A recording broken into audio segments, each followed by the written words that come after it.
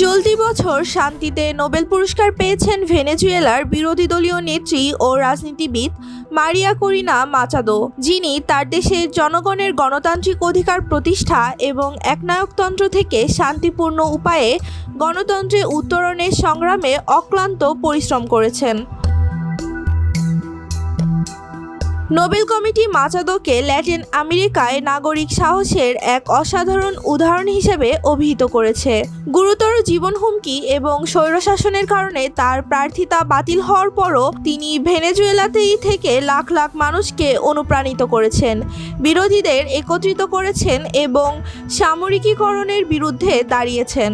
মাচাদোর নেতৃত্বে হাজার হাজার স্বেচ্ছাসেবক ঝুঁকি নিয়েও স্বচ্ছ নির্বাচনের জন্য পর্যবেক্ষক হিসেবে কাজ করেছেন, যা নাগরিক সাহস, শান্তিপূর্ণ প্রতিরোধ এবং গণতান্ত্রিক দৃঢ়তার এক অনন্য দৃষ্টান্ত।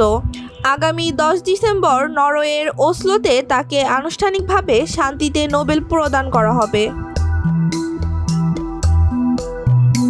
মারিয়া করিনা মাচাদো গণতান্ত্রিক অধিকার রক্ষা ও শান্তিপূর্ণ প্রতিরোধের জন্য নোবেল বিজয়ী, ল্যাটিন আমেরিকায় নাগরিক আন্দোলন ও গণতান্ত্রিক চর্চায় অনুপ্রেরণা।